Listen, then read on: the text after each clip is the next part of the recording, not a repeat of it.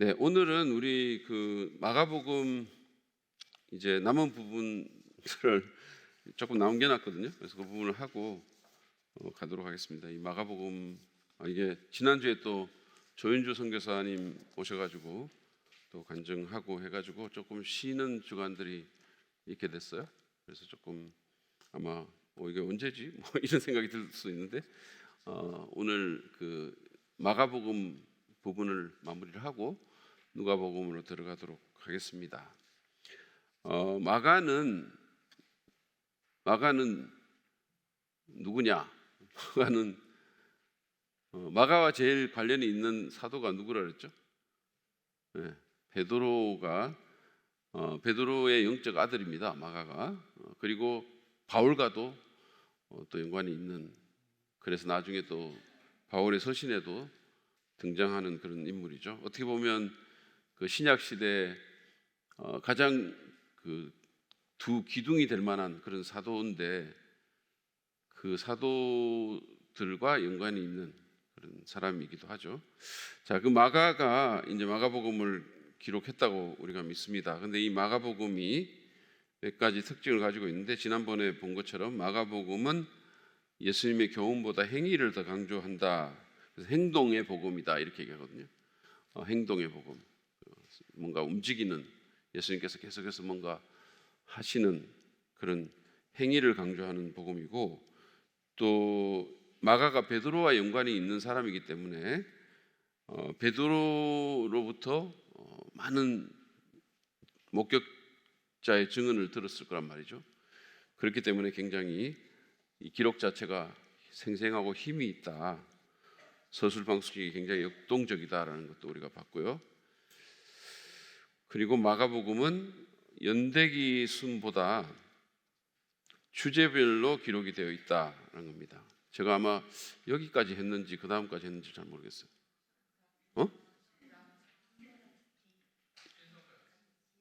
2번까지 했다고요? 1번까지만 했다고요? 2번까지 했다고?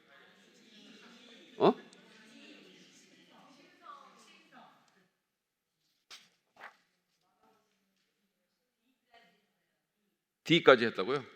네, 감사합니다. 네. 커뮤니케이션이 잘 안 돼. D까지 했습니다. D까지. 예. 예수님의 신성을 강조하고 있다라는 그 부분까지 했습니다. 귀신들을 쫓아내고 주님께서 그 하나님 전능하신 분의 오른쪽에 앉아 있는 다니엘서 말씀을 인용하면서 했던 그 말씀까지 봤고요. 이 부분부터 보겠습니다. 마가복음은 예수께서 미래 사역을 위해서 제자들을 준비시키는 것에 특별한 관심을 두고 있다는 겁니다. 특히 지금 제가 지금 설교하고 있는 그 부분이 8장부터, 지금 제가 이제 마가복음 9장을 하고 있거든요. 알고 계세요? 네, 마가복음 9장을 하고 있어요. 네, 근데 마가복음 9장이 생각보다 좀 깁니다. 50절까지 이렇게 있어가지고 다룰 게 상당히 많아요. 그러니까 이게 좀 이렇게 넘어가려고 해도 잘 빨리 넘어가지가 않는 내용들이 굉장히 많은데, 8장부터 8장, 9장, 10장은 특별히 이제 예수님의 그 private ministry, 사적인 사역 이라고 얘기할 수 있겠죠. 그러니까 그 전 부분을 보면 예수님께서 막 대중들을 만나 가지고 뭐 오병이어의 기적을 일으킨다든지 수많은 사람들을 만나서 이렇게 사역을 했어요. 그런데 8장에 보면 베드로가 주는 그리스도시다 이렇게 고백을 하죠. 그 고백이 이제 나오고 나서, 그러니까 그 예수님께서 두로 지방으로 가가지고 그 수로보니게 여인의 딸을 고쳐준 얘기가 8장부터 나오거든요. 그리고 이제 베드로의 그 신앙 고백이 나오잖아요. 그래서 이방 지역을 쭉 돌고 다시 이제 갈릴리 지역으로, 데가볼리로 넘어왔다가 갈릴리 지역으로 가는 그 과정 가운데서 예수님께서는 이제 주로 자기들의 제자들과 사역을 합니다. 그러니까 제자들을 위해서 퍼블릭한 그런 공적 사역보다는 제자들을 훈련시키는 사적 사역을 하는 거죠. 그래서 이것에 특별한 관심을 두고 있다라는 겁니다. 그래서 제자도를 굉장히 강조하고 있다는 거죠. 그래서 나를 따라오려거든 자기를 부인하고 자기 십자가를 지고 나를 따르라라는 그 말씀도 마가복음 8장에 그게 기록이 되어 있죠. 그래서 좀 강한 말씀들, 그리고 예수님의 그 순환에 대한 얘기, 내가 이제는 죽을 거다. 십자가에 못 박힌다는 말 안 하고 내가 그냥 죽을 거다. 제사장들과 이 종교 지도자들의 손에 의해서 내가 죽게 될 거고 사흘 만에 부활할 것이다 라는 사실도 처음으로 이제 그 얘기를 해주죠. 그래서 이 12 제자들을 갖추어 주는, 그러니까 예수님이 이제 곧 이 땅에서 사라질 거잖아요. 사라질 것이기 때문에 그들을 이제 훈련시키고 구비시켜 주는 그런 사역을 합니다. 제가 여러분 지난주에 제가 마가복음 설교를 했는데 무슨 내용을 설교했는지 기억이 나세요? 통계적으로 지금쯤 되면 기억이 안 나야 정상이에요, 사실은. 기억이 거의 안 나시죠? 나도 내가 뭘 했는지 기억이 잘 날까 말까 한데 여러분들이 어떻게 기억이 나시겠습니까? 어떤 사건을 다뤘는지 기억나세요? 예수님께서 변화산에 그 세 제자들을 데리고 올라갔다가 땅에 내려와 가지고 그 귀신 들린 아이를 고치는 그 얘기를 했잖아요. 그러면서 이제 그 능력에 대한 얘기가 나오죠. 예수님께서 제자들이 실패하고 제자들이 왜 우리는 실패했습니까? 이렇게 질문하는 그게 나오죠. 그때 제자들을 향해서 주님이 한탄하시면서 믿음이 없는 세대여 내가 언제까지 참아야 되겠냐, 언제까지 너희와 함께 있겠냐 그 얘기도 하시고, 그 다음에 이제 그 집으로 들어가서는 제자들이 질문을 하니까 기도 외에는 이런 유가 나갈 수가 없다라고 얘기를 하시잖아요. 그것도 제가 지난번에 여러분들이 주의 깊게 들으셨는지 모르지만 그것도 물론 어떤 사람을 고치긴 했어요. 고치고 기적이 일어났죠. 기적이 일어나긴 했지만 그것도 제자 훈련의 일환으로 이루어진 거라는 얘기를 제가 말씀드렸어요.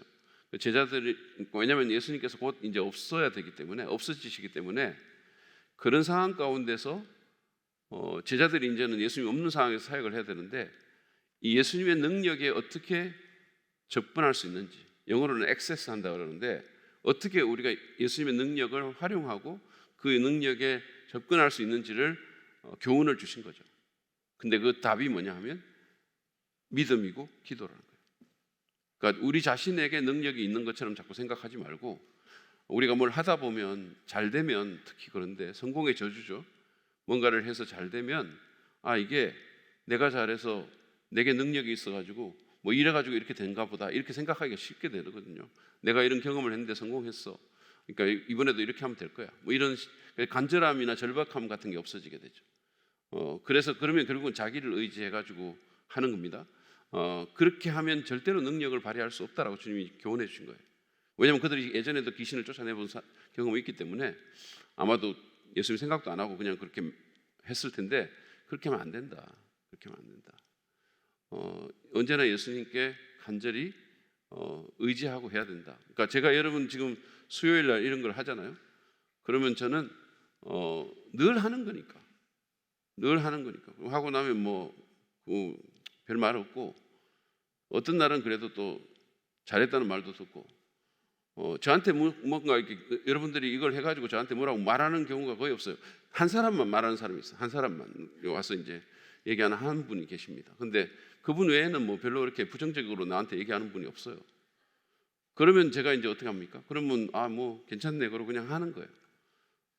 그냥 내 나름대로 공부하고 뭐 자료 찾고 열심히 준비해가지고 하는 겁니다.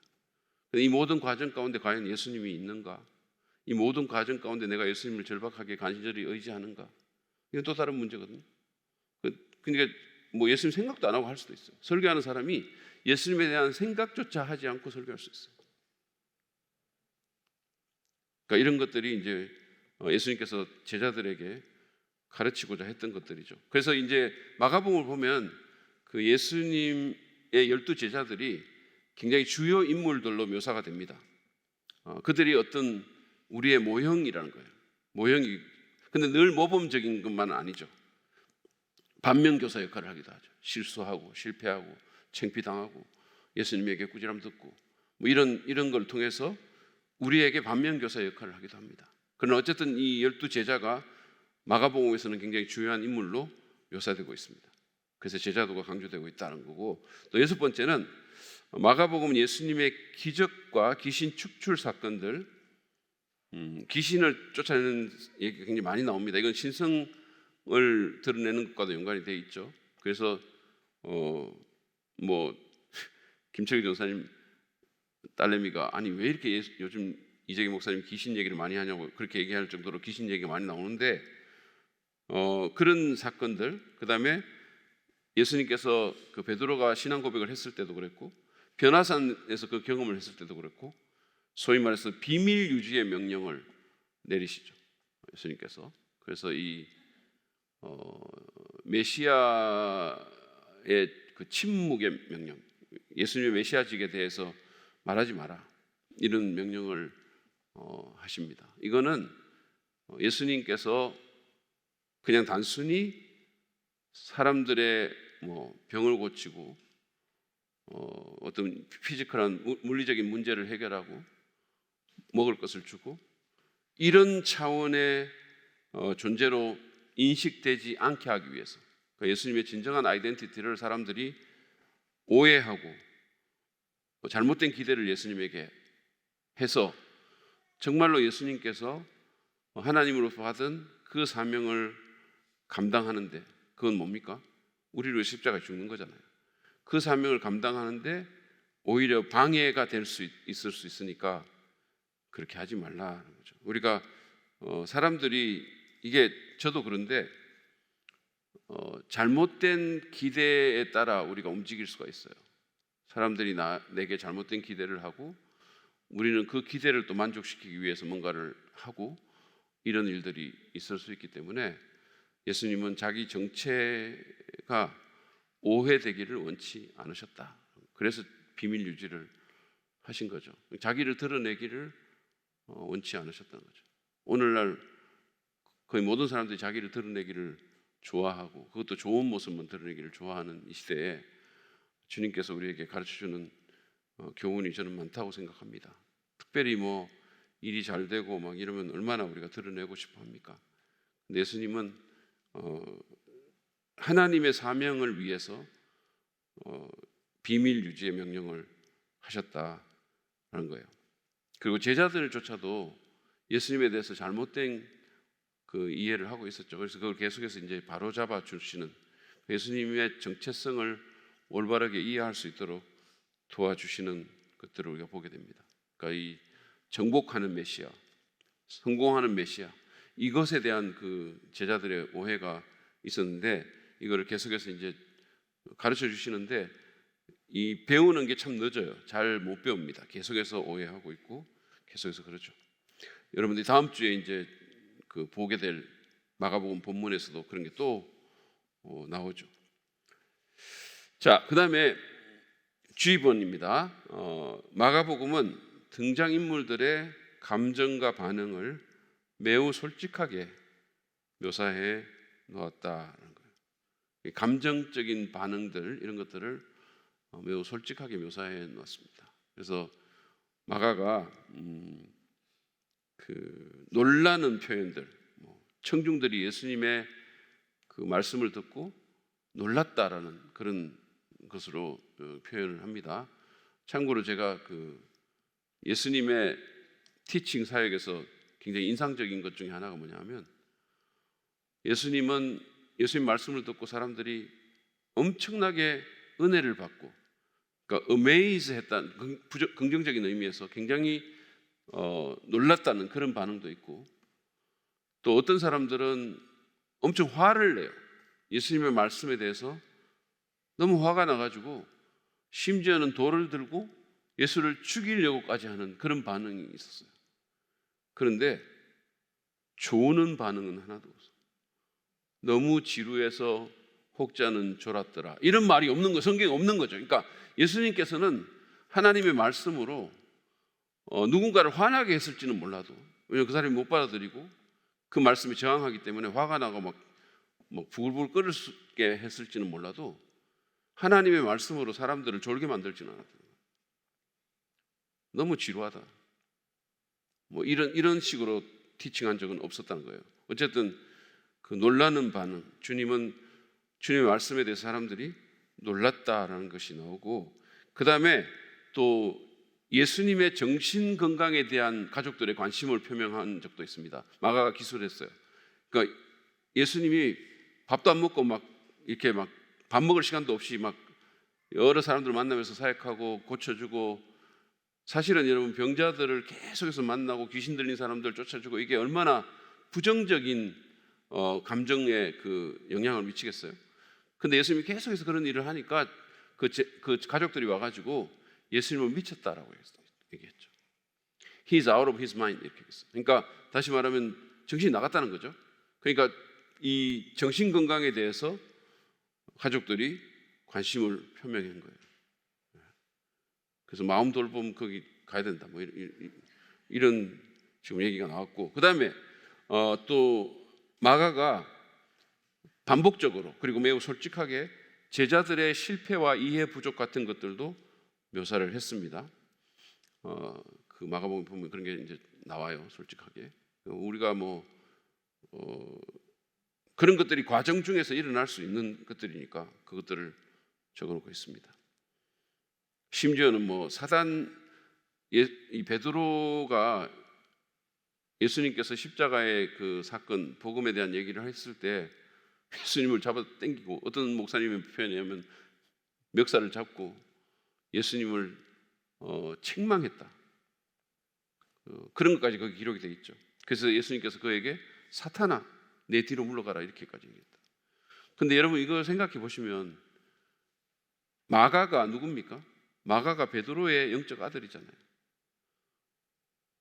그런데 이거 만약에 이런 게 조작이 됐다면 마가복음에 이런 게 절대로 담길 수가 없어요.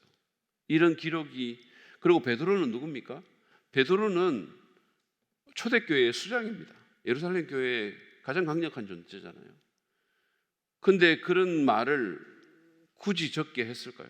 사람들이 만약에 이거를 조작해서 신약 성경을 기록했다면, 예수님의 얘기를 그냥 조작해서 만들었다면 굳이 그런 얘기를 거기다 집어넣을 수 있을까요? 베드로를 완전히 그냥 엄청나게 사단이라고 이렇게 표현했는데, 그래서 이런 걸 보면 어떻게 보면 성경의 어떤 진정성 같은 걸 느낄 수 있죠. 그리고 다른 새 복음서보다도 더 연민이나 분노, 불쾌함, 그 다음에 공경, 슬픔의 탄식 같은 예수님의 감정을 더 잘 보여주고 있습니다. 예수님 막 슬퍼하시고 탄식하시고 분노하시고 때로는 불쾌해하시고 그런가 하면 불쌍히 여기시고 이런 것들을 더 밝게 더 잘 보여주고 있다는 겁니다. 자, 거기 성경 구절을 하나 보시죠. 마가복음 1장 40절부터 41절 말씀인데요. 같이 한번 읽어 보실까요? 시작. 나병 환자 한 사람이 예수께로 와서 그 앞에 무릎을 꿇고 간청하였다. 선생님께서 하고자 하시면 나를 깨끗하게 해 주실 수 있습니다. 예수께서 그를 불쌍히 여기시고 손을 내밀어 그에게 대시고 말씀하셨다. 그렇게 해주마 깨끗하게. 놀라운 기록이죠. 우리가 사실은 그 나병 환자는 그 당시에 정결예법에 의하면 이거는 가까이 해서는 안 되고 만져서는 절대로 안 되죠. 왜냐하면 만지면 나도 부정하게 되는데. 근데 예수님의 경우는 이 구약의 율법에 의하면 부정한 것을 만지는 자가 부정하게 되는데, 예수님의 경우는 부정한 것을 만지면 부정한 것이 깨끗하게 돼요. 예수님이 부정하게 되는 게 아니라 부정한 것이 깨끗하게 되는. 근데 사실은 이게 만지면 안 되는 거잖아요. 근데 왜 만졌냐? 거기 분명히 말하고 있죠. 그를 불쌍히 여기셔서 그래요.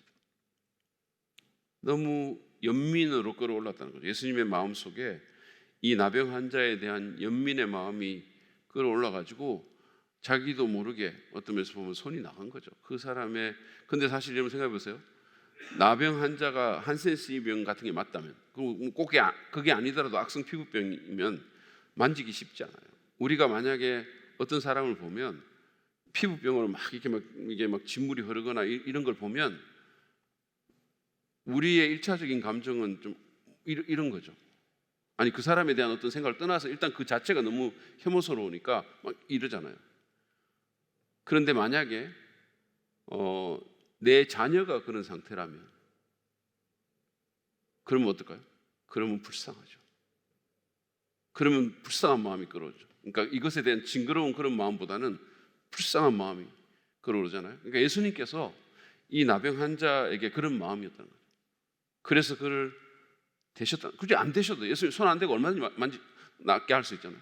근데 구약의 정결 예법을 어기는 것임에도 불구하고 그분이 손을 대셨다 그랬어요.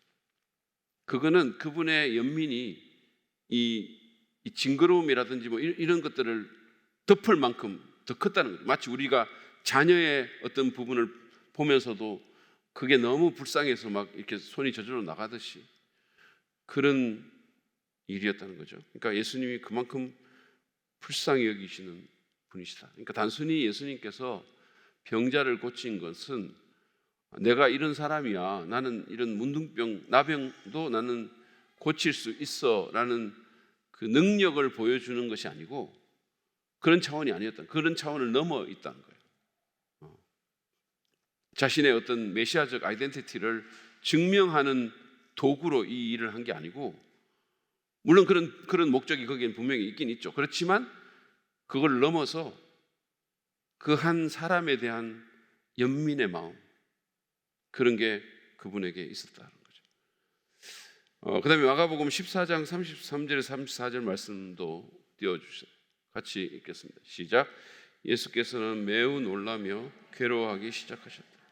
그래서 그들에게 말씀하셨다. 내 마음이 근심에 쌓여 죽을 지경이다. 너희는 여기에 머물러서 깨어있으라. 예수님께서 겟세마네 동산에서 이제 내일 얼마 안 있으면 십자가에 달립니다. 우리의 죄를 대신해서 그분이 십자가의 죽음을 경험하시고 지옥을 경험하시게 되겠죠. 그래서 이제 그 앞에 기도하시는데 이 마가의 표현이 굉장히 좀 뭐랄까 이렇게 생생하죠. 매우 놀라며 괴로워했다 이렇게 괴로워했다. 예수님이 나는 예수니까 뭐 이런 게 아니고 그분이 매우 놀라고 괴로워했다. 그리고 심지어는 뭐라고 얘기하냐면 내 마음이 근심에 쌓여 죽을 지경이다라고 얘기했어요. 그러니까 자기의 감정을 솔직하게 보여주신 거죠. 연약한 감정까지도. 저는 개인적으로 제가 사람들 앞에서 이렇게 내가 내 연약한 모습을 보여주지 않으려고 무지하게 노력합니다. 저의 연약한 모습을 보신 적이 있으신가요? 저는 잘 안 보여주려고 애를 써요.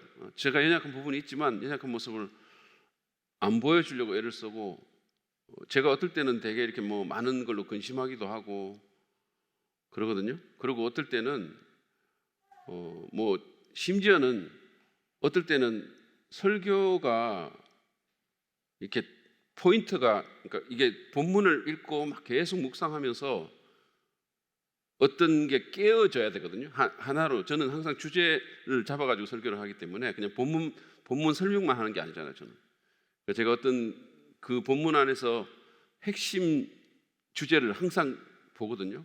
근데 그게 잘 안 잡힐 때가 있어요. 아무리 읽어봐도 이게 뭐를 잡고 이걸 말씀을 전하지 이런 생각이 드는 거죠. 내가 한 구절 한 구절은 다 설명할 수 있지만 그거를 꿰는 핵심 주제를 잡기가 때로 어려울 때가 있어요. 근데 그게 계속 성경 읽고 자료 찾아 공부하고 시간은 계속하고 금요일 저녁이 되고 유영이 사모는 주보 내밀고 설교 제목 달라 그러고 막 이러는데 이게 안 떠오르는 거예요. 그러면 미치는 거죠. 내가 너무, 그러니까 그거 하나조차만으로도 그래가지고 어떨 때는 굉장히 이게 약간 좀 절망스러울 때가 있어요. 이거 어떡하지? 이런 생각이 듭니다. 그런데도 제가 그래가지고 마음에 근심이 가득한 거예요. 항상 이게 묵직하고 어떡할까. 그런데도 있잖아요. 제가 우리 집 사람한테 다 한 번도 여보 나 이거 설교 때문에 너무 힘들어. 이게 생각이 안 나가지고 죽을 것 같아. 이렇게 말한 적이 없어요. 한 번도. 그래 말해봤자 소용도 없어요. 여보 어떡하지? 이런 말을 한 적이 없어요. 한 적이 없고 그리고 심지어는 그보다 훨씬 더 깊은 차원에서 저라고 지금까지 우리 사람 믿는 교회에서 지금 제가 2024년이죠. 2024년이니까 17년을 사역했나? 17년 사역하는데 왜 일이 없었겠어요? 아무리 우리 교회가 좋고 나이스하고 한다 하더라도 왜 일이 없었겠습니까? 담임 목사인데 건축까지 했는데. 그런데 제가 제 기억에 우리 집사람한테조차도 내 연약한 모습을 내가 보이면서 여보 어떡하지 이렇게 말한 적이 없는 것 같아요. 말하기 싫어요. 그래서 어쨌든 그게 건강한 건 아닌데 제가 그렇다는 거예요. 그렇다는 거죠. 그래서 여러분 예수님이 이렇게 말한 건 정말 놀라운 거죠. 내 마음이 근심에 쌓여서 죽을 지경이다. 그래서 여러분 성숙한 태도는 제가 이걸 또 오늘 공부를 위해서 보면서 또 한 번 생각하게 된 건데 감정을 억누르거나 무시하는 게 성숙한 태도가 아니다라는 것 우리가 반드시 기억할 필요가 있어요. 예수님도 안 그랬잖아요. 예수님도 자신의 연약한 모습을 보여줬잖아요. 그래서 우리가 그런 누구든지 다 연약할 수 있는데 그 연약한 모습을 드러내는 것이 결코 약한 게 아니다. 오히려 그게 강함의 표현일 수 있다라는 거고 그런 사람이 주변에 이렇게 있는 게 결국은 소그룹 우리가 목장 사역을 하면서 그런 친구들을 만들고 내 연약한 감정을 드러내도 괜찮은 사람들이 있게 되는 것 이게 굉장히 건강한 부분이라고 생각합니다.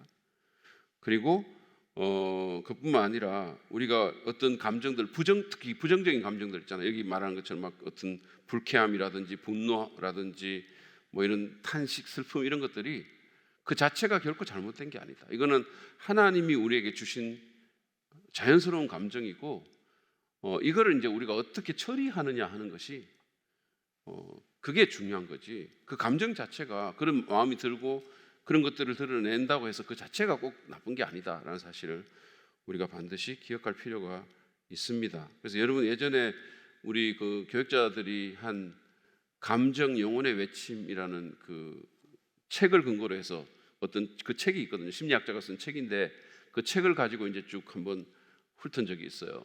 그래서 다시 한번 관심 있는 분들은 가서 들어보시든지 아니면 책을 한번 읽어보시든지 그렇게 하면 좋을 것 같고 저는 개인적으로 우리가 이 감정적인 면에 좀 더 주의를 기울여야 한다라는 생각이 들어요. 우리가 감정적인 것하고 영적인 것이 따로 떨어진 게 아니고 이게 연결되어 있고 그 감정 영혼의 외침이라는 그 책에 보면 이 감정은 오히려 특히 부정적인 감정이나 미숙한 감정이 오히려 하나님께 나아가는 영적 성숙의 길이다. 그리고 이런 것들이 우리의 영혼의 어떤 외침일 수 있다. 그래서 그것에 내가 주의를 기울이고 그래서 오히려 이런 부정적인 감정을 잘 다스리면서 하나님 닮아가는 영적 성숙의 길로 활용할 필요가 있다라는 거예요. 그래서 그런 부분들을 좀 다시 생각할 필요가 있고 그 다음에 여러분 우리가 있잖아요. 인간은 뭔가 이 내면의 어떤 그 감정적인 또 이런 걸로 같이 구성이 되어 있잖아요. 그래서 여러분 우리가 몸이 아프면 어디 가죠? 몸이 아프면 병원에 가잖아요. 그게 감기 걸리고 약 먹고 몸이 아프면 병원 가는 게 하나도 이상한 게 아니잖아요. 그건 부끄러운 일이 아니잖아요. 우리가 예를 들어서 감기 걸려가지고 병원 가는데 이렇게 미숙한 사람이 있을 수 있어? 이렇게 말하는 사람 아무도 없잖아요. 영적이지 못하구만? 이렇게 말하는 사람 누가 있겠어요? 그런데 감정적인 문제로 병원 가면 이게 뭔가 좀 문제가 있는 거 아닌가? 이렇게 생각하는 사람들도 있어요. 그래서 그렇지 않다. 누가 그런 얘기를 했어요. 우울증 같은 거는 영혼의 감기다. 이런 식으로 말하는 경우죠. 그러면 약 먹어야죠. 병원 가야죠. 그게 너무 당연한 거 아닙니까? 우리가 요즘 세상에서 스트레스도 많고 정신적인 여러 가지 어려움들이 있을 수 있어요. 여러분 부부관계도 그렇고 육아하면서도 그렇고 우리가 사람이 감당할 수 있는 게 한계가 있잖아요. 그래가지고 내가 어떤 신호가 오면 그러면 그거를 부정하려고 하지 말고 이게 무슨 문제가 있나? 병원에 가서 진찰 한번 받아볼까? 이렇게 해가지고 마음지킴 한번 가본다든지 이렇게 하는 게 하나도 이상한 게 아니다. 하나도 이상한 게 아니다. 오히려 그게 오히려 너무 당연한 거고 건강한 거다. 이 사실을 우리가 좀 기억할 필요가 있다는 겁니다. 자, 그다음에 H 부분으로 가시겠습니다. 이 기적 사건은 마가복음에서 두드러지는 부분으로서 다른 복음서보다 더 상세하게 묘사되어 있습니다. 그리고 특별히 기적 중에서도 귀신 얘기가 많이 나와요. 귀신을 쫓아내는 얘기가 많이 나옵니다. 이거는 사단을 지배하는 능력이 예수님께 있음을 강조하기 위해서 특별히 마가복음은 이 행동의 복음이기 때문에 예수님께서 병을 고치고 귀신을 쫓아내고 이런 얘기가 특별히 더 많이 나온다는 거예요. 그래서 그 예수님의 사역을 우리가 세 가지로 표현을 하면 teaching, 가르침과 힐링, 병고침, 여기는 귀신 쫓아냄도 포함이 됩니다. 힐링, 그리고 evangelism, 그러니까 evangelizing, 그러니까 전도, 이렇게 세 가지로 요약할 수 있을 것 같아요. 가르침과 고침, 병고침과 그 다음에 전도, 이 세 가지로 요약할 수가 있을 것 같습니다. 그래서 이거를 우리가 영어의 그 이니셜을 딱 떼가지고 하면 THE가 되는 거예요. 더가 되는 거예요. THE. 그래서 요즘 교회들 보면 여러분 그 더를 앞에 붙이는 교회들이 많아요. 그러니까 예를 들어서 더 사랑의 교회, 뭐 더 무슨 교회 이런 게 있어요. 한두 개가 아닙니다. 근데 그걸 보면 저는 처음에 사랑의 교회에서 그 더 사랑의 교회가 지금 어딘가 있죠. 그게 뭐 어딘가 있어요. 하여튼 수진가 어디 있죠. 근데 그 더 사랑의 교회 목회하시는 목사님이 사랑의 교회에서 부목하다가 나오신 분이거든요. 그래서 더 사랑의 교회 이렇게 해가지고 이게 약간 그 사랑의 교회 담임 목사님 보면 기분 좀 안 좋겠다. 나와가지고 우리는 더 한다 뭐 이런 느낌이 드는 것 같은 느낌이 들잖아요. 근데 그게 그런 의미라기보다는 THE, 아까 제가 말한 예수님의 그 사역을 우리도 한다 그런 의미에서 THE, 더 사랑의 교회 이렇게 돼 있어요. 그래서 앞으로 우리 교회에서 분리개척 나가면 더 사랑 믿는 교회 제가 허락하겠습니다. 누구든지 여기 있는 교육자들 중에서 먼저 갖는 분들, 여러분이 임자입니다. 더 사랑 믿는 교회. 어쨌든 간에 그래서 이런 그 사역이 바로 예수님의 사역이었다. 특히 이 기적 사건이 많이 묘사되고 있다. 자, 마지막으로 마가복음은 구약의 이사야서에서 기록된 그 여호와의 종과 연관된 고난의 성취로서의 예수님의 고난을 언급하고 있습니다. 그래서 여러분 그 이사야서를 읽어보면 구약의 이사야서 아시죠? 이사야서는 BC 그러니까 주전 700년경에 활동했던 선지자입니다. 이사야가 구약의 숲을 거닐다에서 공부했던 내용이 기억나실지 모르겠지만 그 주전 700년경에 이렇게 사역했던 분이신데 선지자인데 미가가 동시대 선지자였었어요. 근데 이 이사야서는 어떤 분이 이런 얘기를 했어요. 구약의 복음서다 이렇게 말하게 됐어요. 그러니까 그 특별히 이제 구약의 뒷부분 이사야 40장 이후부터 66장까지 부분은 회복에 대한 얘기를 하면서 굉장히 복음에 대한 얘기를 많이 합니다. 복음적인 얘기를 많이 해요. 근데 그 뒷부분을 보면 거기에 종의 노래라고 해가지고 여호와의 종에 대한 5가지 노래가 나와 있어요.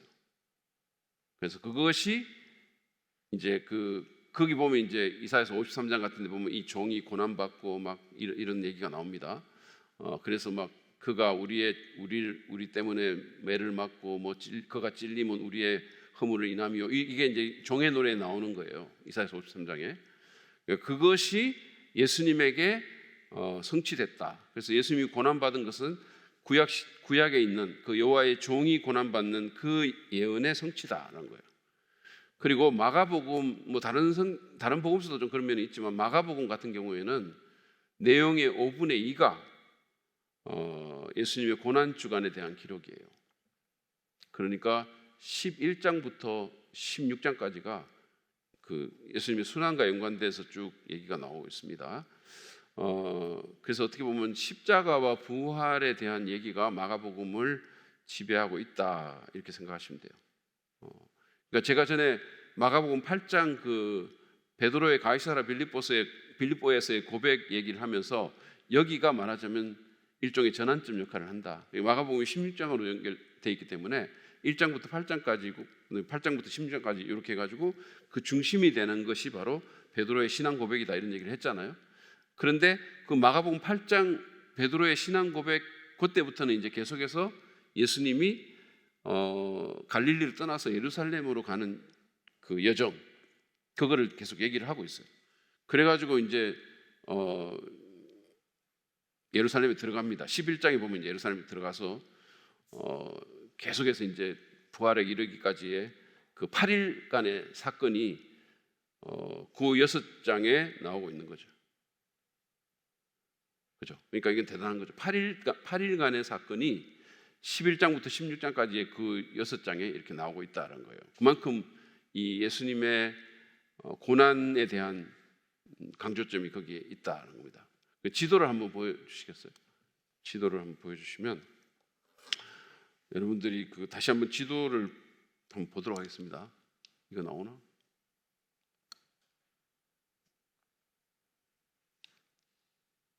아마 이게 떨어진 것 같은데 어쨌든 저기 맨 위에 보면 가이사라 빌립보라고 보이실 거예요. 가이사라 빌립보라고 보이는데 저기서 이제 신앙 고백을 합니다. 신앙 고백을 하고 예수님께서 쭉 내려오셔가지고 가브나움을 들러가지고 가브나움에서 이렇게 다시 요단강 동편으로 가셔가지고 저 베레아 지역으로 내려가세요. 그리고 이제 예루살렘으로 올라갑니다.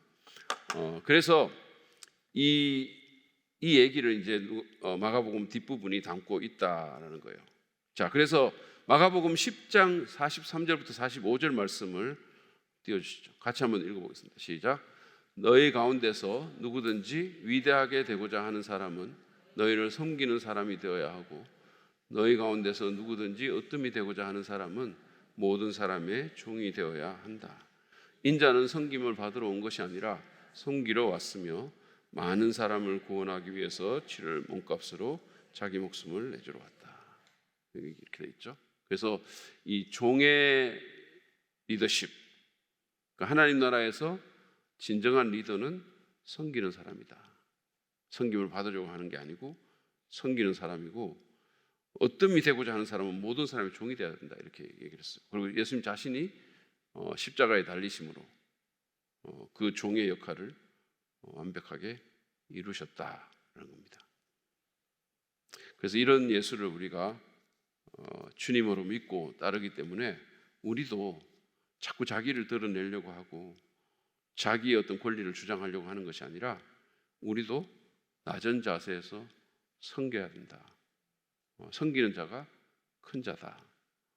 이렇게 우리가 믿음으로 이거를 받아들여야 된다는 거예요. 여러분, 이게 섬기는 자가 큰 자라는 것은 오늘날 세상의 그 방식과는 전혀 다르거든요. 그리고 우리가 실제로 섬김을 하다 보면 이게 뭐가 큰 거야 이런 생각이 들 수 있어요. 섬김 받는 게 큰 것처럼 느껴져요. 그래서 이런 부분도 믿음으로 받아들여야 되는 부분이라는 거예요. 믿음으로. 그러니까 하나님의 말씀이 옳다라는 그 믿음으로 우리가 이거를 믿음으로 받아들여야지 자꾸 감정 내가 생각되는 방식이나 세상의 어떤 방식이나 내 어떤 본능적인 감정으로 받아들이면 절대로 그렇게 할 수가 없어요. 우리는 자꾸 올라서고 싶어하고 남보다 더 내가 낫다라는 걸 보여주고 싶어하고 뭔가 내가 좀 이렇게 안 좋은 취급을 받으면 그냥 기분 나빠지고 불쾌해지고 이런 식이 될 수 있거든요. 그래서 그런 것들을 우리가 믿음으로 극복해야 된다. 자, 여기까지 우리 마가복음을 했습니다. 오늘 이제 누가복음 앞부분을 좀 들어가려고 합니다. 남아 있는 시간 동안. 자, 여러분 그 누가복음을 들어가기 앞서서 한번 정리를 해보면 마태는 직업이 뭐라 그랬어요? 네? 세리죠, 세리. 마태는 예수님의 12제자 중에 한 사람이라 그랬어요. 그 마태가 마태복음을 썼고 마태는 누구를 청중으로 또는 1차 독자로 생각하고 썼냐 하면 유대인 그리스도인을 대상으로 썼습니다. 마태는 유대인 그리스도인들, 히브리인들을 대상으로 썼어요. 그래서 거기 보면 마태복음에 보면 구약 말씀에 대한 예언이 성취되었다 이런 게 계속해서 나와요. 그거는 유대인들을 염두에 두고 썼기 때문에 유대인들은 구약의 권위를 인정하기 때문에 계속해서 그 말을 하는 거죠. 그리고 그 유대인들이 구약 성경에서 기다리던 메시아가 바로 예수다라는 걸 얘기를 하는 거예요. 그러면 그 메시아는 뭡니까? 왕이죠, 왕. 그래서 마태복음을 왕의 복음이다 이렇게 말하게 돼요. 왕의 복음. 그러니까 마태복음은 계속해서 이 예수님이 왕되심을 얘기를 하고 있습니다. 그리고 아마 그 기록 연대는 한 60년대 어느 초반부터 후반까지 어느 시점에 써졌을 거라고 우리가 보고 있는데 어쨌든 그 정도를 여러분들이 마태복음에 대해서 기억을 하실 필요가 있어요. 그래서 마태복음을 보면 유대인 그리스도인을 위해서 썼기 때문에 왕 대신 메시아 예수의 예언의 성취가 많이 나오고 그 다음에 그 왕으로서의 담화 뭐 감람산 담화라든지 여러 가르침의 얘기들이 많이 나옵니다. 그 뭐 팔복 얘기, 산상수훈이라든지 이런 것들이 많이 나오죠. 그 사실을 여러분 꼭 기억할 필요가 있어요. 마태는 그래서 마태복음은 그런 책이다라는 거고요. 마가복음은 마가가 썼는데 마가는 아까도 말한 것처럼 베드로의 영적 아들이라고 했잖아요. 그러니까 마가는 12제자 중에 한 사람이 아닙니다. 사도도 아니에요. 마가는 심지어 어떻게 보면 설교자도 아닙니다. 그냥 돕는 사람이었죠. 그런데 마가가 영적으로 베드로의 아들이었고 바울과도 연관이 되어 있는 사람이기 때문에 그 사도들과의 커넥션이 거기에 그렇게 있는 거죠. 그러니까 마가복음은 어떻게 보면 베드로의 복음이다 이렇게 말해도 과언이 아닐 정도로 베드로가 목격한 것을 계속해서 마가한테 얘기를 해줬을 거 아닙니까? 물론 성령이 가이드를 했겠지만 그러니까 그 소스가 마가복음을 쓸 때 마가의 주 소스가 베드로다 이거. 그러니까 베드로가 쓴 복음은 아니지만 베드로의 그 인풋이 엄청나게 많은 복음서가 마가복음입니다. 마가복음이고 그 마가복음은 로마에 있는 그리스도인을 대상으로 썼다는 거예요. 로마 사람들, 로마에 있는 그리스도인. 그러니까 마태복음은 유대인들을 위해서 썼지만 마가복음은 로마 사람들, 로마에 있는 그리스도인을 위해서 썼고 아마도 그 저작 연대가 50년 후반부터 60년대 중반 정도 사이에 있을 거고 특별히 그게 60년대 중반 정도면 이 로마 대화제 사건에서 비롯된 그리스도인들의 어떤 고난 가운데 인내를 격려하기 위해서 쓴 것이 아닐까 이런 생각도 든다는 거죠. 그리고 마가복음에서는 마태복음에서는 예수를 왕으로 이렇게 얘기했는데 마가복음에서는 예수를 종으로 아까 말한 여호와의 종으로 그 종의 복음입니다. 종으로 이렇게 묘사를 합니다. 성김. 그래서 성김에 대한 얘기가 거기 두 군데 이렇게 나오고 직접 예수님 말씀하신 그 멘션이 나옵니다. 자, 그래서 우리가 마태복음과 마가복음 이런 어떤 특징들이 있다는 것을 봤고요. 오늘 이제 누가복음으로 들어가는데 누가복음의 저자를 이렇게 보시면 누가복음은 다른 복음서처럼 익명의 책입니다.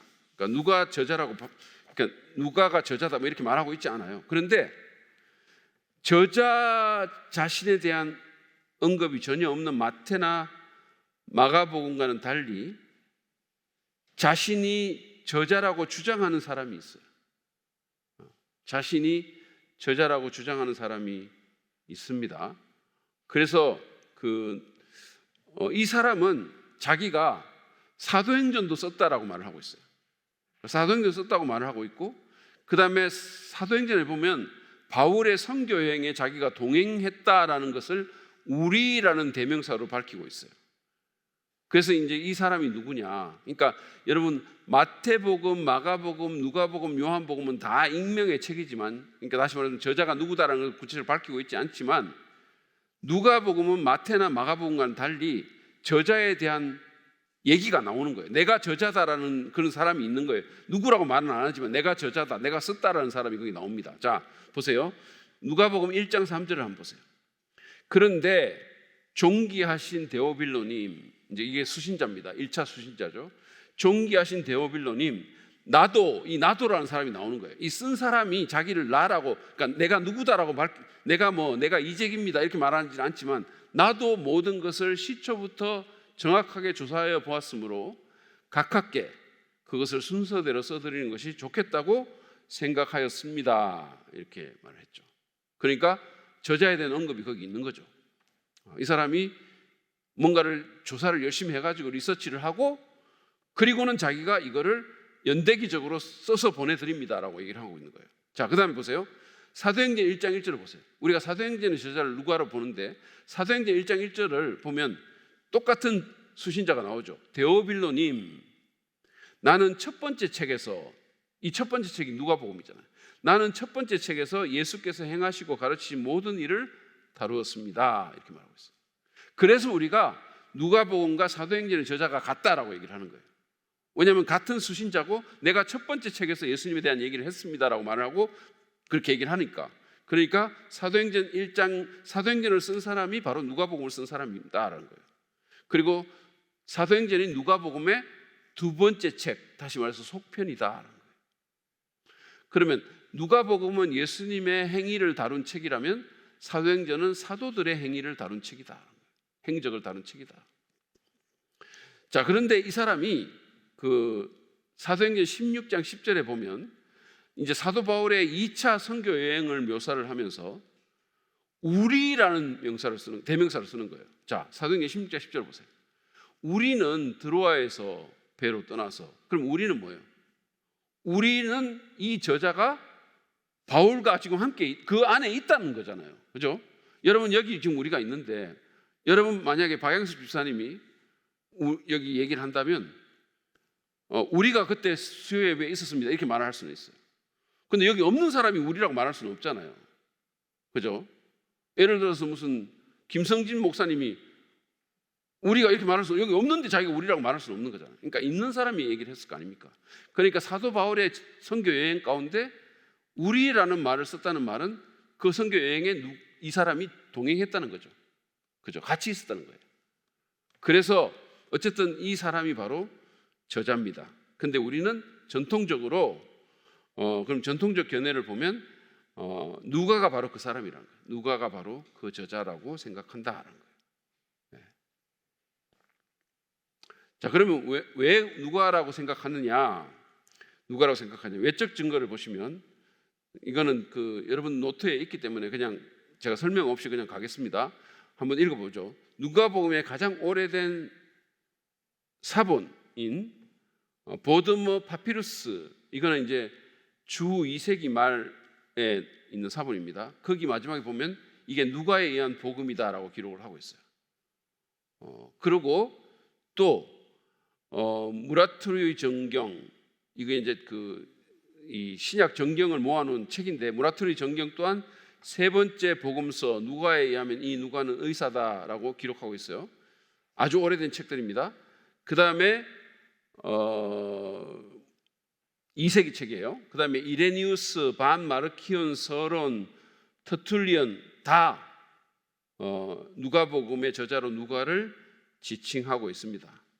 그러니까 다 초대교회 교부들이 누가복음의 저자가 누가다라고 말합니다. 알렉산더의 클레멘트, 오리겐, 유세비우스, 제롬, 그리고 다른 초기 교부들 모두 이방인이요 바울의 동료였던 의사 누가가 세 번째 복음서를 기록했다라고 주장을 하고 있어요. 그래서 교회 전통은 2세기부터 한 4세기까지 이 교회 전체적인 교부들이 만장일치로 누가복음과 사도행전의 저자는 누가다라고 말하고 있는 거예요.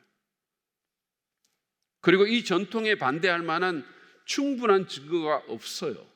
그렇기 때문에 이 외적 증거는 누가복음의 저자가 의사 누가라고 인정할 만한 충분한 근거가 된다라는 거예요. 그 다음에 내적인 증거를 한번 보시겠습니다.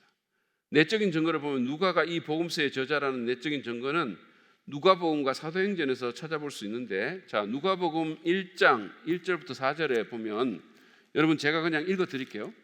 이 누가복음 1장 몇 번 나올 수 있어요. 아까도 우리가 3절을 읽었는데 한번 들어보세요. 여러분 성경 갖고 있는 분들은 한번 찾아보시고, 우리 가운데서 일어난 일들에 대하여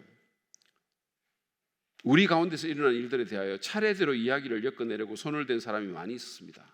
자, 예수님에 대한 얘기를 얘기하는 거예요. 그런데 그 당시에 이거를 책으로 남기려고 손을 댄 사람이 많이 있었다는 거예요. 이게 놀라운 얘기입니다. 왜냐하면 그 당시에는 오늘날처럼 책을 내는 게 쉬운 때가 아니었었어요.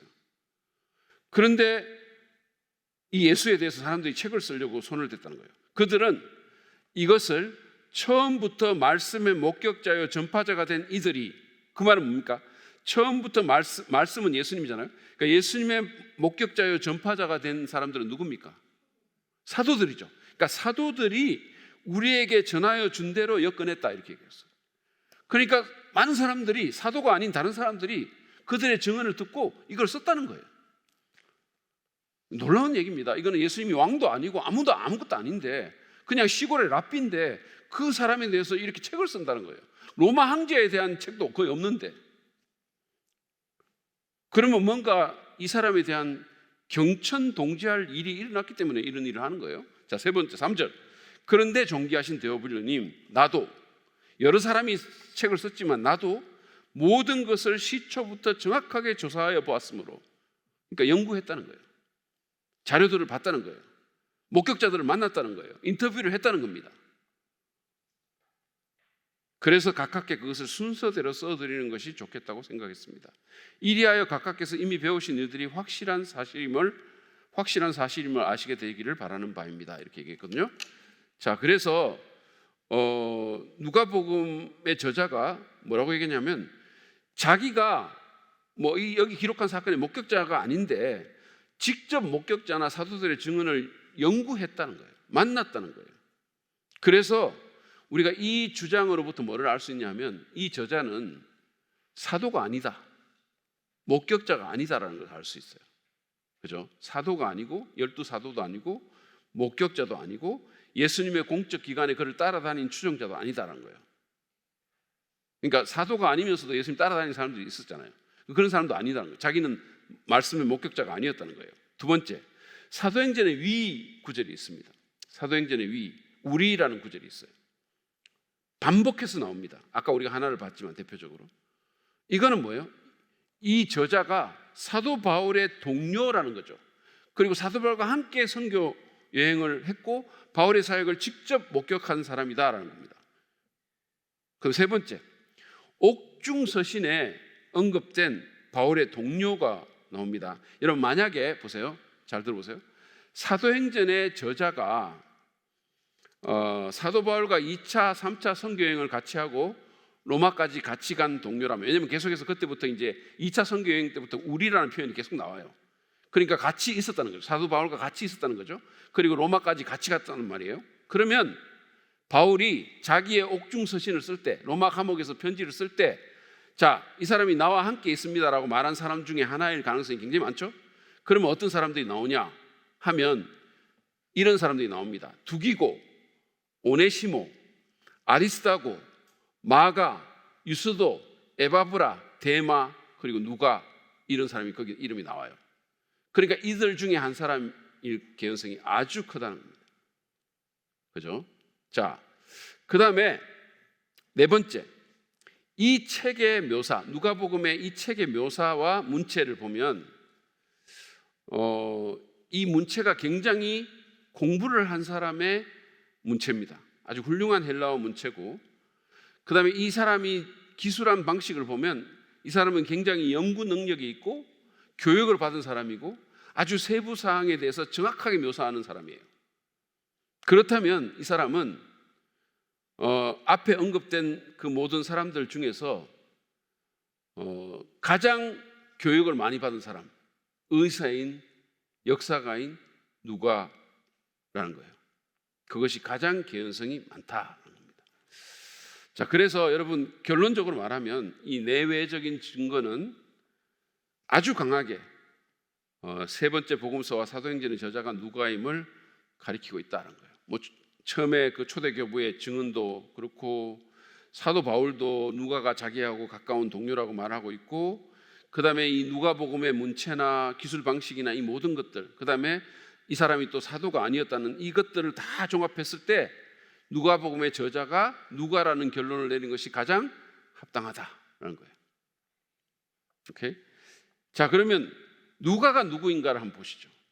오늘 아마 여기까지 우리가 하고 마무리를 해야 될 것 같은데, 누가가 누구인지를 한번 보겠습니다. 자, 누가는 사도 바울의 개인 의사였고 이방인이었을 가능성이 큽니다.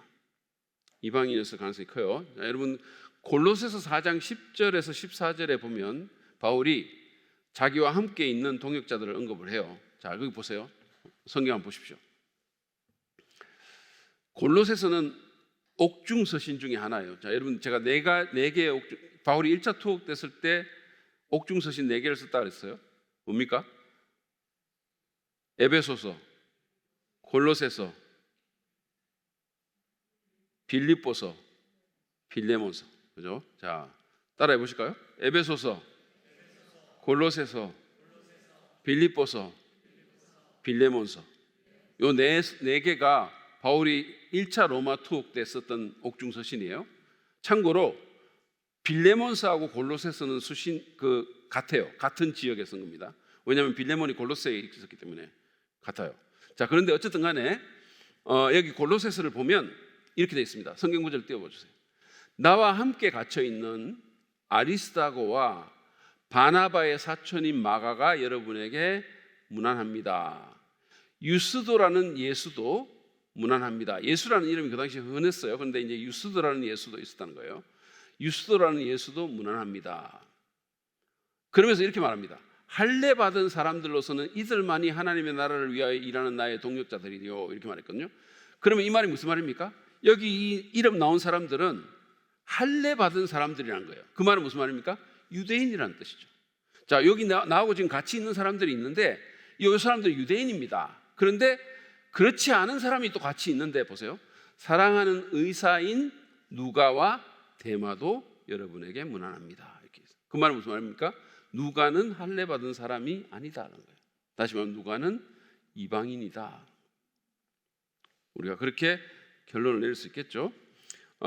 그래서 이제 그런 누가의 정보를 하나를 알 수 있고요. 그 다음에 두 번째로 누가라는 이름은 헬라어로 루카스라는 겁니다. 루카스. 그런데 영어로는 이제 우리가 누가를 루크라고 얘기를 하거든요. 근데 어떤 사람들은 루카스라는 이름을 붙이기도 해요. 이게 이제 헬라어로 빛나다, 총명하다, 빛을 준다라는 그런 이름이에요. 이름 괜찮죠? 총명하다, 빛을 준다. 그러니까 여러분들이 여러분 자녀에게 누가라는 이름을 붙여도 괜찮은 거예요. 누가. 마태는 하나님의 선물 이런 이름을 뜻했잖아요. 굉장히 좋은 이름이에요. 그래서 뭐 그거를 무슨 요즘은 또 두 자로 그래가지고 하물, 뭐 하선 이런 것보다는 그냥 마태 이렇게 하는 게 더 나을 수도 있어요. 누가도 여러분 빛나다, 총명하다, 빛을 준다니까 혹시 여러분 중에서 영어 이름을 갖기를 원하시는 분은 자기 영어 이름을 루크라고 한번 지어보세요. 루크 또는 루카스 이렇게 한번 지어보세요. 굉장히 괜찮은 이름이에요. 자, 어쨌든 2세기의 문서인 반 마르키온 서문에 의하면 누가는 시리옥의 안디옥 출신입니다. 시리옥의 안디옥 출신이고 그 사람에 의하면 누가가 84살까지 살았대요. 그리고 결혼하지 않은 채 84살까지 살았어요. 우리 아들에게는 절대로 일어나지 않기를 간절히 바랍니다. 84살까지 결혼하지 않고 살았고 의사였다라고 얘기를 했고 그리스의 아가야에서 글을 썼고 그 그리스의 보요티아라는 곳에서 죽었다라고 얘기를 하고 있어요. 어쨌든 이게 누가에 대한 고대 문서의 증언입니다. 그 다음 세 번째로 누가의 회심에 대한 얘기는 정확하게 알려져 있지 않아요. 우리가 잘 모릅니다. 그런데 이제 그 누가가 언제부터 사도행전에 등장하냐 하면 바울이 드로아에 있으면서 이제 빌립보에 마게도니아의 한상 보고 빌립보에 건너가려고 할 때 그때 나오거든요. 그러니까 그때부터 이제 바울과 함께 있었기 때문에 그 드로아에서 바울의 설교를 듣고 회심했거나 아니면 바울의 고향인 다소에서 바울을 만나가지고 회심했다는 얘기도 있어요. 그런데 정확하게 알려져 있지는 않습니다. 그럼 네 번째, 사도행전에 나타난 누가의 행적을 이렇게 보면요, 그가 바울의 2차 선교 여행 때 바울에게 합류를 해요. 그래서 이제 바울이 마게도니아인의 환상을 보고 유럽을 건너갈 때 그때 선교팀에 합류를 합니다. 그래서 이제 사도행전의 기록을 종합해 보면 이래요. 참고적으로 들으세요. 그가 이제 그 바울과 함께 그리스로 건너가 가지고 그리스에서 첫 번째 세운 교회가 무슨 교회라고 했는지 기억나세요? 유럽 첫 번째 유럽 교회 빌립보 교회입니다. 그 빌립보 교회에서 이제 바울은 밑으로 내려가는데 이 사람은 남아 있어요. 그래가지고 목회를 돕고 7년 후에 다시 그곳에서 바울과 합류를 해가지고 예루살렘으로 가게 되는 거예요. 그리고 이제 감옥까지 가는 그 바울의 충실한 동반자가 됩니다. 그 사실을 우리가 볼 수가 있어요. 자, 여러분 보세요. 사도행전 16장 10절부터 12절 전반부를 한번 띄워봐 주시죠. 제가 읽겠습니다. 그 환상을 바울이 본 뒤에, 마게도니아의 환상이죠. 우리는 곧 마케도니아로 건너가려고 하였다. 북쪽 그리스 지역을 그 당시 마케도니아라고 했어요. 우리는 마케도니아 사람들에게 복음을 전하기 위하여 하나님께서 우리를, 여기 우리라는 표현이 나오죠. 누가가 포함됐다는 얘기입니다. 우리를 부르신 것이라고 확신하였기 때문이다.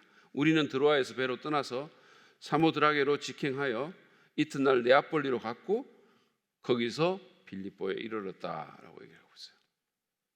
그 다음에 사도행전 20장 6절 보시죠. 이제 세월이 지난 후에 우리는 다시 이제 바울에게 합류하죠. 우리는 무교절 뒤에 배를 타고 빌립보를 떠나 닷새 만에 드로아에 이르러 그들에게로 가서 거기서 1일 동안을 지냈다. 그러니까 이 빌립보에까지 우리라는 표현이 나오다가 그 후로 우리라는 표현이 떨어졌다가 다시 여기서 우리라는 표현이 나오는 거예요. 그러니까 빌립보에서 누가가 있다가 바울이 쭉 밑으로 내려가서 교회 개척하고 다시 올라왔을 때 빌립보에서 만나서 같이 오게 됩니다.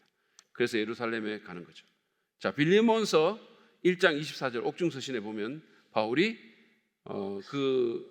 누가가 감옥에서 바울과 함께 있습니다. 나의 동역자인 마가와 아리스다고와 데마와 누가도 문안합니다. 어디서? 감옥에서 문안합니다. 자, 그 다음에 다섯 번째, 누가는 의사였지만 동시에 뛰어난 역사가였습니다. 자, 거기 보면 윌리엄 램지라는 분의 이 증언을 제가 써놨는데, 윌리엄 램지라는 사람은 누구냐 하면 원래는 예수님 안 믿는 사람이었어요. 고고학자입니다. 옥스퍼드에서 PhD 받은 고고학자예요. 근데 이 사람이 고고학적인 관심을 갖고 이게 진짜일까? 이러면서 예루살렘에 가서 이스라엘에 가서 25년을 거기서 거주하면서 고고학을 파헤쳐요. 25년 동안. 그러고 나서 이 사람이 누가의 기록은 아주 작은 부분까지 정확하다라고 표현하면서 자기가 그리스도인이 되었음을 고백했어요. 고고학 연구를 하다가. 그 사람이 바로 윌리엄 램지인데, 윌리엄 램지가 이렇게 말합니다. 누가는 인류 역사가이다. 사실에 대한 그의 서술은 신뢰할 수 있고 세밀한 부분까지 완전히 정확하다. 그는 가장 위대한 역사가 가운데 들어가야 한다. 이렇게 얘기했어요. 옥스퍼드 출신의 역사가가 누가에 대해서 이렇게 얘기를 했습니다. 자, 그 다음에 마지막으로 2세기 교부였던 이레니우스의 증언을 한번 보시죠. 이레니우스의 증언을 보면 누가는 바울의 뗄래야 뗄 수 없는 동료였습니다. 이레니우스에 의하면. 그리고 그의 1차 투옥, 감옥에 있을 때, 심지어는 그 가이사라에 투옥될 때도 같이 있었어요. 그 1차 투옥 및 그의 마지막 시간에도 그와 함께 있었습니다. 그러니까 다시 감옥에 가잖아요. 68년 정도에 다시 감옥에 66년인가요? 다시 감옥에 가가지고 그래가지고 결국은 이제 바울이 68년에 죽게 되는데, 그래서 디모데후서 4장 10절에 11절을 보시죠. 바울의 이제 맨 마지막 서신입니다. 디모데후서가. 한번 성경 구절 띄워 주실 수 있으실까요? 네. 여기 보면 여러분 한번 보세요. 같이 한번 읽겠습니다. 시작. 데마는 이 세상을 사랑해서 나를 버리고 데살로니가로 갔고, 그레스게는 갈라디아로 갔고 디도는 달마디아로 갔고 누가만 나와 함께 있습니다. 자, 지금 바울의 마지막 순간에 누구만 바울과 함께 있다고? 누가만 그와 함께 있다. 그게 바로 누가입니다. 제가 말씀드리고 싶은 건 이거예요. 누가는 의사로서 얼마든지 편안한 삶을 살 수 있었어요. 얼마든지. 그런데 그는 복음을 위해서 희생합니다. 그리고 바울과 함께 감옥에 같이 갔고 자신의 그 주님께서 주시는 재능과 직업적인 기술과 이 모든 것들을 복음을 위해서 드리는 거예요. 그래서 끝까지 바울을 도운 신실한 동역자이다. 그래서 오늘날 우리가 저를 포함해서 여러분 우리에게 닥치는 딜레마 중에 하나는 우리가 너무 편하게 신앙생활을 하려고 한다. 우리 개인의 일에 우리가 너무 매몰되어 있고 하나님 나라를 위해서 우리 자신을 희생하는 것이 너무 어렵다는 거예요. 네, 너무 어렵다. 우리가 무엇을 주님께 드리느냐 하는 거예요. 우리 김관성 목사님 말처럼 우리가 희생한 게 뭐가 있나? 과연. 그래서 정말 우리 자신을 돌아보면서 우리가 누가처럼 못한다 하더라도 정말 작은 것들, 뭐 주님께 드리는 이런 시간들, 또 내가 뭐 주님을 섬기기 때문에 감수해야 되는 어떤 뭐 작은 어려움들, 관계의 어려움일 수도 있겠고, 뭐 자존심 문제도 있을 수 있겠고, 뭐 때로는 재정적인 어떤 손해, 내가 이것 때문에 뭐 재정적인 손해를 좀 보는 것, 이런 것들을 우리가 너무 막 희생이라고 생각하지 말고 우리가 주님을 위해서 좀 더 드릴 수 있는 그런 자리로 나아가서 주님께 영광스럽게 쓰임 받았으면 좋겠다. 그런 생각을 합니다. 그래서 하나님은 우리가 드리는 모든 희생과 섬김과 봉사를 다 기억하십니다. 그리고 하나도 잊어버리지 않으세요. 그래서 우리도 누가처럼, 누가는 사실은 1인자가 아니었잖아요. 대장도 아니었고 그냥 늘 묻어서 생활하고 감옥에서 돕고 그런 험한 일을 감당했던 사람 아닙니까? 이름 없이, 정말 빚도 없이. 근데 하나님이 그를 그렇게 쓰신 거잖아요. 그래서 우리도 그런 삶으로 나아가는 우리가 되기를 간절히 바랍니다. 그런 일들이 저와 여러분에게 있기를 바랍니다.